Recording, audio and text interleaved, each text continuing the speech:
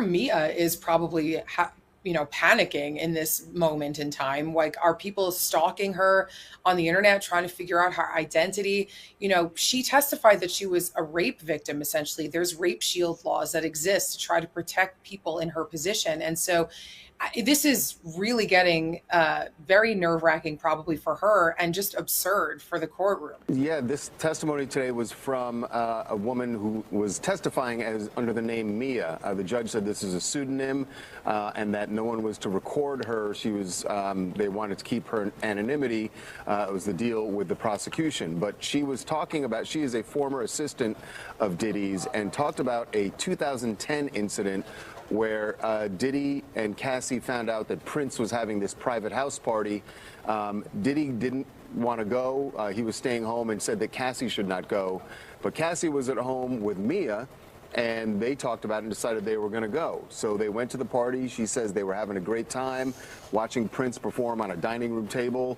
And then suddenly she saw Diddy walk in and was terrified. And she grabbed Cassie, and she said they ran out of the party. They ran across the street. They are hiding in a wooded area behind some bushes. But Diddy found them and grabbed Cassie, she said, and started to assault her when suddenly one of Prince's security guards ran over there and had to pull Diddy off of Cassie, separate them, and that was the end of the violence for that particular evening. But I mean, the way she described it on the stand, it really sounded like a movie playing out, and you could really see what happens when a celebrity's name is powerful enough to allegedly stop the police in their tracks in this courtroom.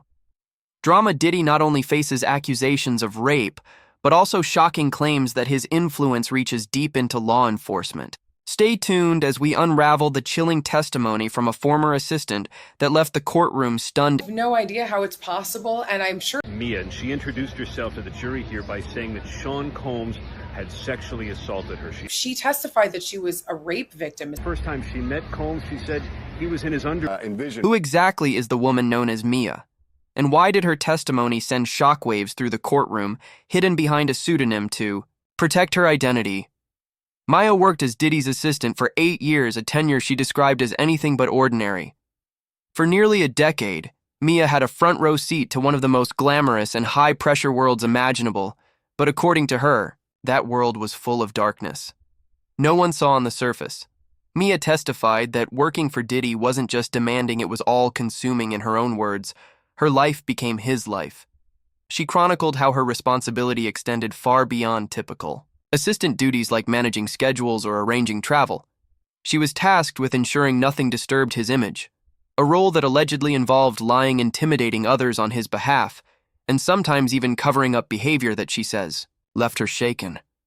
She recounted moments when Diddy's temper spiraled into loud and chaotic outbursts, often directed at those who worked closest to him while she spoke. There was a palpable tension in the courtroom. It was clear the jury was hearing about more than just a difficult boss. This was a world of fear, control, and constant intimidation. Control seemed to be a defining word in her testimony. One vivid example included a day when she claimed Diddy accused her of speaking to a guest at an event for too long. What followed was, as she described, a tirade so intense her voice still trembled.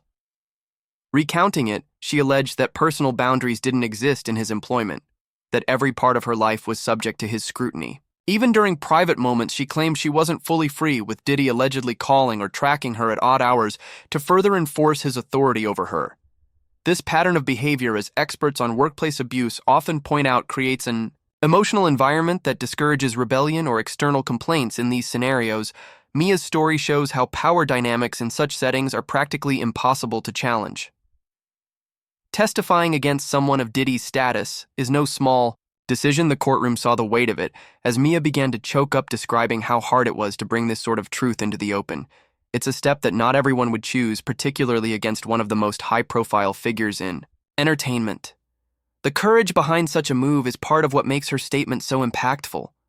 Her words forced the room into silence, even as murmurs of disbelief occasionally rippled through the gallery. But the real blow came when Mia began to describe not just what she witnessed, but what she personally endured. At this point in her testimony, you could feel a sense of unease creeping across the courtroom. It was as if everyone understood they were now about to hear far more than they were prepared for.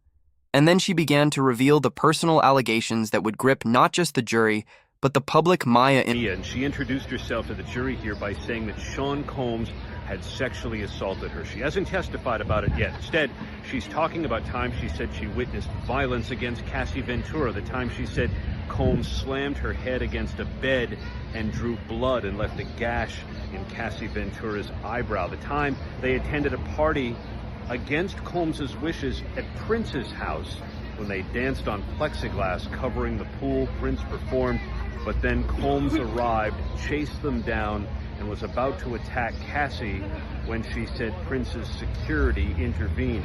She also, this woman Mia, gave the jury a sense of what it was like to be his personal assistant. What I find more troubling and less likely is if this video is being sent by random people on the internet, and that's what they want to proffer as evidence in this criminal trial, I find that hard to be admitted. If they could track the video from one person who could confirm the identity of the person, and then it could be used for impeachment evidence, that's different.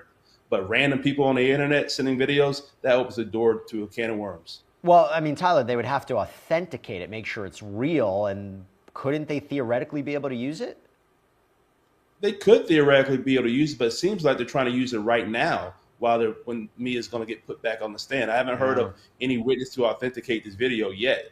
They're just talking about displaying this video. That's what seems to be a little odd to me. The first time she met Combs, she said he was in his underwear.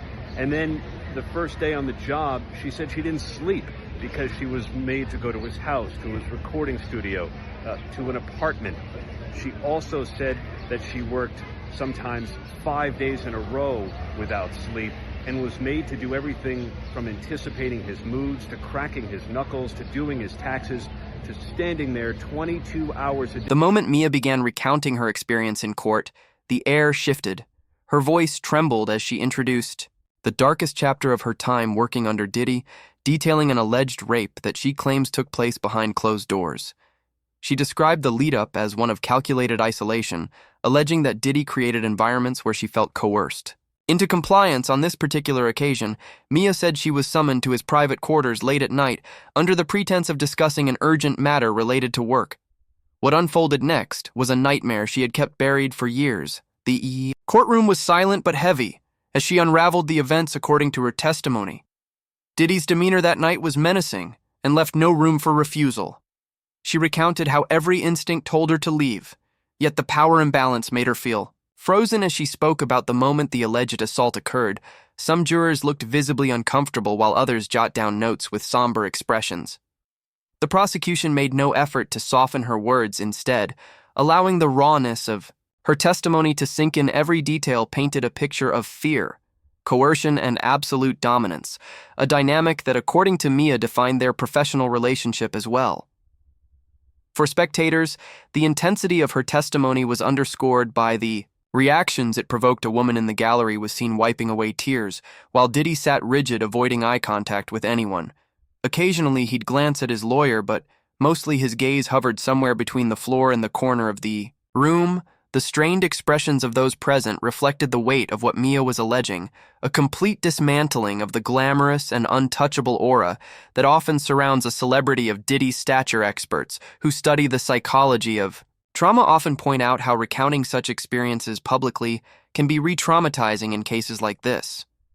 The witness must not only relive their trauma, but also present every detail in a way that holds up under scrutiny.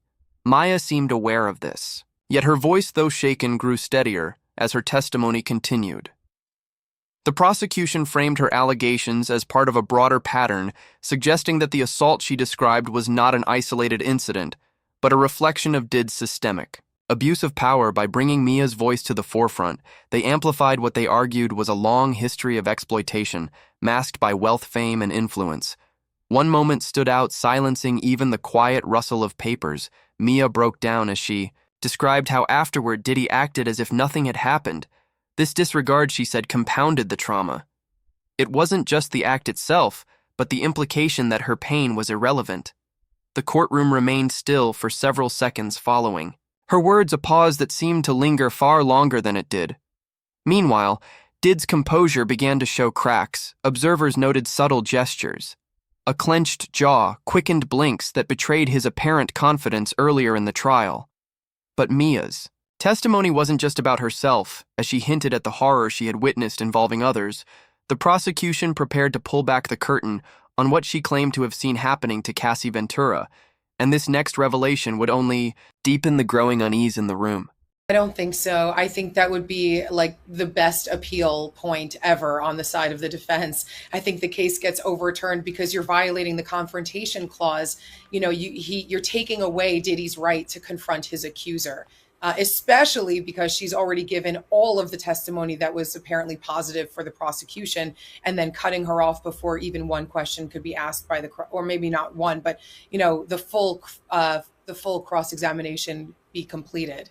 I think it gets overturned. What do you think the judge is going to do here? I mean, do you think the judge is first of all, can the judge order an investigation into this? And also, Tyler, do you think the judge is going to allow this piece of evidence in? If we're reading this correctly through the transcript, that this is a situation where she might be faking the way she's speaking on the stand, feels like relevant evidence for cross-examination, but at the same time, the way they're getting it and the issue of her identity being revealed, A, can the judge order some sort of investigation here? And B, you think he's going to allow this video in?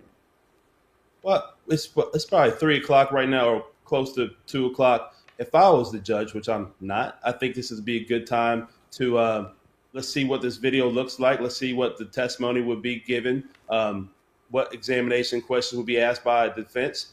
Let's break for the day, and he'll make his ruling and start on Monday fresh, whether this video is going to be allowed in or not allowed in. I think that would be a good way for the court to explore, you know, the potential pitfalls here, see how the defense is going to authenticate this video. Now, regarding any additional protections for Mia, I think that the court and the parties involved in this case have appeared to do everything possible to protect her identity. But the fact of the matter is, this is a high-profile case. People are watching this all across the country. And if you were to think that she would be on the stand giving facts about pictures with Cassie and being in South Africa, that people weren't looking on Instagram, Twitter, Facebook, TikTok, anywhere else on social media to try to put two and two together, that's hard to believe. So I'm not shocked that people have identified her, because I'm pretty sure people are on their phones right now trying to look into her. Yeah, they're not going to allow the video in. They were saying that there's been substantial social media posts already admitted into evidence showing that Mia has been in communications and contact with Mr. Combs, and that she said things like, "I love you, you're a mentor," and things of that nature. But it sounds like this video, the defense believe this is going to be some strong evidence. I'm pretty sure they're going to want their objections noted for the record. So this could be an issue on appeal if this is highly prejudicial for Mr. Combs' case. Well, Serena, I mean, it seems like they're saying we're using it for a different purpose. We're not trying to suggest, hey, she's making up the story because look at, positive posts she's making about Sean Combs. But no, this video shows she's not talking the same affect that she is on the stand. So it seems, if I'm understanding correctly, they're trying to use this video for a different kind of impeachment. I totally agree with you. And I think, not to assume too many things, but to me, this feels like the judge saying, you know what, I'm just going to say it's cumulative because we got to keep this trial going. We have Mia on the stand who's probably falling apart. I'm not going to want to bring her back on Monday. Finish her testimony, get her off the stand. Let's keep this trial moving at the right pace. And I do agree with you. I think that the judge is just making that decision to make that decision. I don't think it's actually cumulative. You know, it's a great question. By the way, another update in court. Brian Steele, this is Sean Combs' defense counsel, one of them, can I ask if she sent it? Can I ask if she sent it? The judge says yes. I'm going to ask about scrapbooks. The prosecutor and I have a disagreement. I have 3 copies, one for the jurors to pass around. The honorable prosecutor and I disagree. So it looks like a separate question. Here's a great question from Michelle LaBelle. Tyler, how does the public know how she's acting in court, which is different than usual if they're not allowed in court? So that makes me think now, the only people to know how she's actually testifying and the way that she's speaking are those who are in the courtroom. Now, I'm not making any conspiracy theories here, but that's a good question, right? Why would this video be circulating? Unless of course,